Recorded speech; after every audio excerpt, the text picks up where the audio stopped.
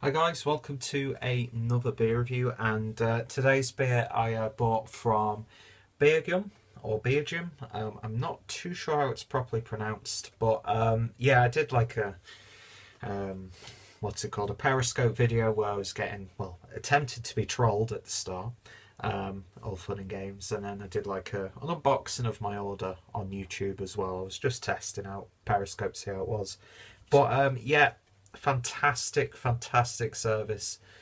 The beers came absolutely fine. Prices were great. Shipping was great. Fast delivery. And yeah, I'll definitely be using these guys again. So if you haven't done so already, go check them out. Link is down below. And I've just realised I've left my beer in the fridge. So what are we drinking today? Well, today we're going over to Sweden, I believe, to the Tempel Brygghus, and this is quite dark actually. The Ordained, which is a green tea Berliner Weisse using Chinese gunpowder tea, and it was brewed in collaboration with Usurpress, which is sort of like a death slash sludge metal band. And yeah, artwork comes from Ola Larsson, or Ola Larsson. Apologies about the mispronunciation. But yeah, not too sure how well you're seeing that on camera. But yeah, I was looking at the guy's artwork actually in my research. And if you like your sort of like fantasy, fantastical, almost like watercolor-esque artwork, then definitely give him a look. And yeah, not really my music, it has to be said, from the band, but again, if you like your sludge and your sort of, you know, darker metal music, then definitely go check them out, and all their links are down below. So yeah, this is clocking in at 4.5%, and yeah, beautifully presented. Just a plain black cap, and I don't know if you can see that, but there's like a label stuck on a label, and I'm very tempted to see what's underneath there. But yeah, very intriguing stuff. I think I mistakenly said in my unboxing video that this was a like an extra thrown in. I did actually order the beer. I just completely forgotten about a few of the beers, even though it only took like 5 days to be delivered. But anyway, a Berliner Weisse, which I think the only one... Oh, got a gush at. I think the only other one that I've reviewed on the channel was from Freigeist Vehicle Tour and Chivich, I can't remember the name, but a Brazilian brewery, and that's just spilling everywhere. Yeah, that was pretty damn active. And yeah, I was a little bit undecided when I first tried that, the style, but I'm happy to give it another go. I do like my sour beers, so I'm interested to see what that the gunpowder tea does, because I do like my green tea and sort of the more herbal sort of teas every now and then, so it's interesting to see how it goes in this beer. So don't know if you can hear that, but there's really a nice amount of action in that glass. You can definitely hear it, and it's sort of got an almost like a slightly pale orange look to it. Very hazy, as one would expect. And when you hold it up to the light, yeah, you can't really see through it too much. It's always got like a slight creaminess to it as well. But beer poured with, well, let's generate some head. A very delicate and foamy looking head, to be honest. But yeah, it sort of almost reminds me of an IPA in its appearance. It does look a little bit paler on camera, but yeah, it looks good so far. So let's see what we get on the aroma.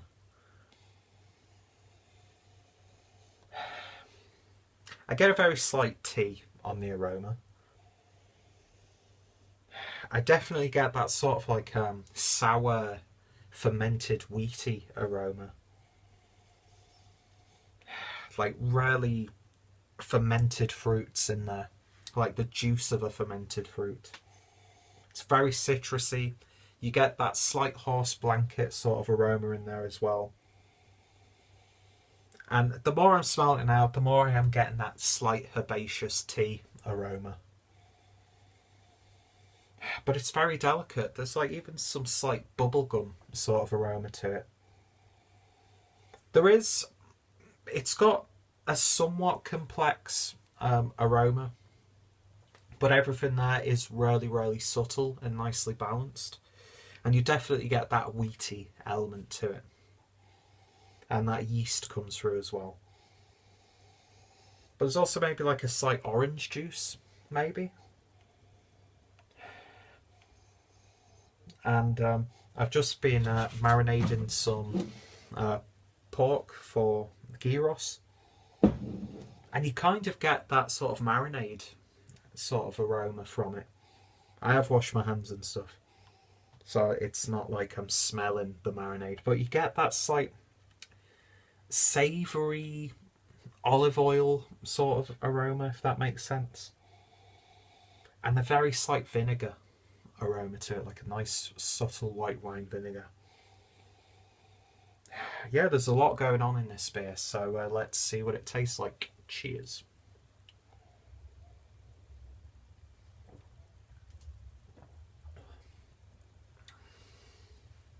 Well, you definitely get that tea on the taste. And it starts off really quite delicately, but that sourness comes in really strong on the back end. It doesn't last too long, so your palate's not completely, demolished by it.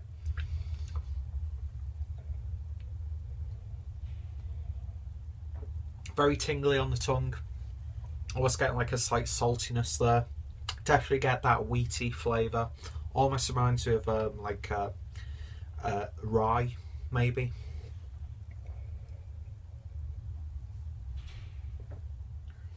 And yeah, the more you drink it, that sourness isn't as dominant.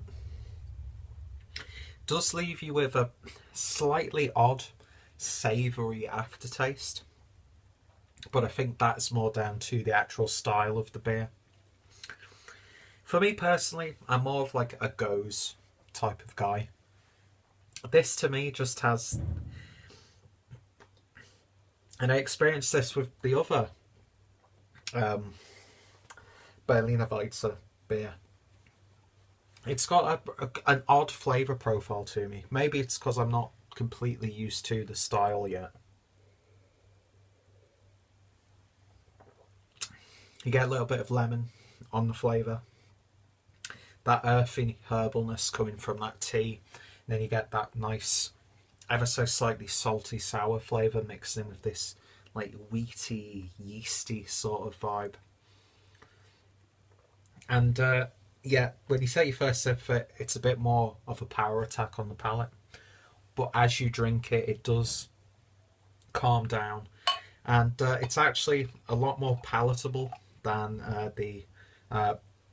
was it the Berlin Mate that I reviewed, which used Mate tea. So I think it's just that inclusion of tea is probably the part that's, not off to me, because it's not an unpleasant beer, but it's not exactly, really tickling me. But yeah, when you pour the rest in, it definitely looks like a rye wheat beer to me.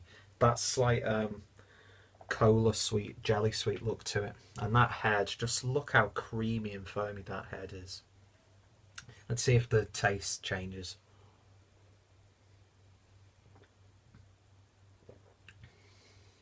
You get a little bit more fruit character, and then that spicy rye-esque quality on the back end. It's not as sour, actually, now that it's all in the beer. Maybe it's because of that head sort of dulling it down a little bit, but it sort of makes it a little bit more drinkable. But yeah, I'm happy to continue with this beer. It is nice. It's just the style at this point isn't really my thing. But yeah, I'm glad to try, a beer from Sweden. I think it's Sweden. But